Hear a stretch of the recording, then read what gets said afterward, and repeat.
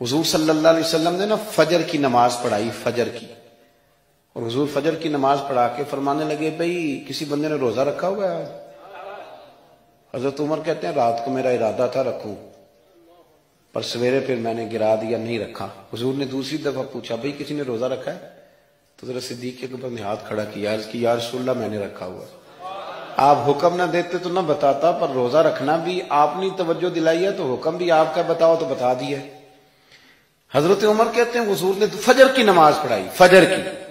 دوسرا سوال پوچھا بھی کسی نے کسی بیمار کی تیمارداری کی ہے؟ تو حضرت عمر کہتے ہیں میں نے فٹافٹ عرض کی یا رسول اللہ ابھی تو نماز فجر پڑھی ہے، تو اب گھر جائیں گے تو تیمارداری کریں گے۔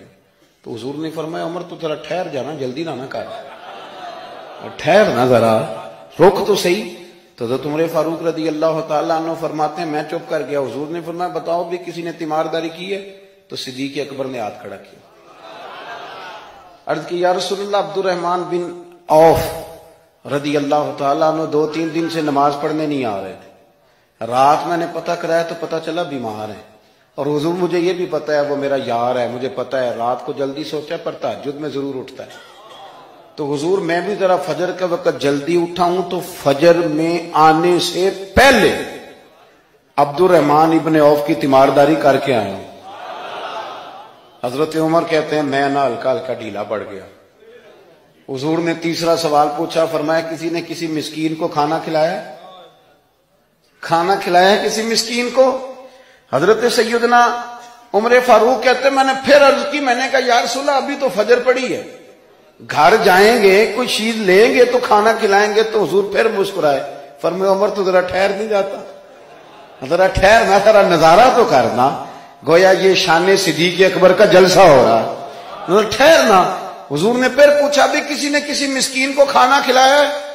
تو حضرت عمر کہتے ہیں لوگ سارے دائیں بائیں دیکھ رہے تھے اور میں چپ کے ابو بکر کو دیکھ رہا تھا، کہ مجھے پتا تھا کہ بولنا اسی نہیں ہے، اور دل میرا کر رہا تھا کہ کہہ دوں دیو جناب جواب، دل میرا کر رہا تھا۔ وہ سمجھ گئے تھے کہ سونا راضی کن کاموں میں ہو، بس یہ نقطہ انہوں نے پا لیا تھا۔ حضور نے فرمایا بتاؤ کسی مسکین کو روٹی کھلائی ہے؟ تو جناب سیدنا صدیق اکبر نے ہاتھ کھڑا کیا، عرض کی یا رسول اللہ سویرے اٹھا ہوں تو چھوٹا بیٹا بھی اٹھ گیا تھا، اور میرے وضو کرتے سنت پڑھتے ماں سے کہنے لگا بھوک لگ رہی ہے، تو ماں نے 2 روٹیاں بھی پکا دی، تو حضور ایک اس نے کھائی دوسری اس کے ہاتھ میں تھی۔ جب ہم نکلے ہیں نا گھر سے تو دروازے پہ ایک فقیر کھڑا تھا، مسکین کھڑا تھا، کہہ رہا تھا رات سے بھوکا ہوں، کوئی دروازہ کھلنے کا انتظار کر رہا تھا، ابو بکر سب سے پہلے تیرا ہی کھلا ہے۔ تو حضور میں نا اس مسکین کو ایک روٹی کھلا کے آیا ہوں۔ حضرت عمر فاروق کہتے ہیں میں نے گردن جھکا لی، اور میرے رسول کریم نے فرمایا اے اللہ میرے ابو بکر پہ رحم فرما، اللہ میرے ابو بکر۔ وہ سمجھ گئے تھے، مزاج شناست سمجھ آ گئی تھی کہ حضور کن باتوں میں، اور نہ اپنے اوپر وہ سارا کچھ طاری کر لیا تھا انہوں نے، طاری، ان کی ادائیں بالکل ڈھل گئی تھی نبی پاک کی اداؤں۔ 3 دن وہ غار ثور میں رہے تو ہمارے صوفیاء فرماتے ہیں کہ ان پر تجلیاں بھی پڑی محبوب کی معرفت کی۔ جب مدینے آئے نا نبی کریم کو لے کے، تو کچھ لوگوں نے حضور کی زیارت کی تھی، کچھ نے نہیں کی تھی، تو کچھ آتے تو نبی پاک کی دستبوسی کر کے بیٹھ جاتے، حضرت ابو بکر سے ہاتھ نہ ملاتے، اور کچھ صرف حضرت ابو بکر سے ہاتھ ملاتے اور حضور سے ہاتھ ہی نہ ملاتے۔ میری بات پہ توجہ ہے آپ حضرات کی؟ تو کچھ لوگوں کو نا شبہ ہونے لگا، وہ معاذ اللہ سمجھنے لگے کہ شاید یہی اللہ کے رسول ہے۔ حضرت صدیق اکبر یہ کیوں شبہ ہوا؟ تو ہمارے محدثین فرماتے ہیں کہ ابو بکر صدیق بولتے بھی اس طرح تھے جو میرے نبی پاک کا طریقہ، بیٹھتے بھی اس طرح تھے جو رسول پاک کا طریقہ۔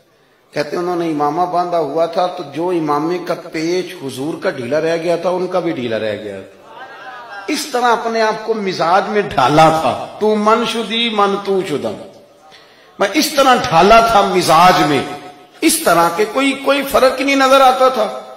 وہ کہتے ہیں جب حضرت ابو بکر صدیق نے دیکھا نا کہ لوگوں کو تو شک ہو رہا ہے، کوئی میرے ساتھ ہاتھ ملا کے بیٹھ جاتے، تو حضرت صدیق اکبر نے کہا کوئی ایسا کام کرنا چاہیے کہ پتہ چلے آقا کون ہے غلام کون ہے۔ اٹھے، کندھوں پہ چادر تھی، وہ اتار کے نا تو حضور پہ سایہ کر دیا، لوگوں کو پتہ چل گیا کہ سایہ کرنے والا کوئی غلام ہے، اور جس پر سایہ کیا جا رہا ہے وہ آقا ہے۔ کیا خوبصورت نقطہ لکھا ہے مفسرین نے شارحین فرماتے ہیں تھوڑی دیر کے لیے، تھوڑی دیر کے لیے، تھوڑی دیر کے لیے حضرت ابوبکر صدیق نے حضور کے سر انور پر اپنی چادر کا سایہ کیا تھا۔ اللہ کے رسول نے احسان کا بدلہ یہ دیا، نیکی کا بدلہ یہ دیا کہ قیامت تک ان کی قبر پر اپنے گنبد کا سایہ فرما دیا، قیامت تک گنبد کا سایہ کر دیا۔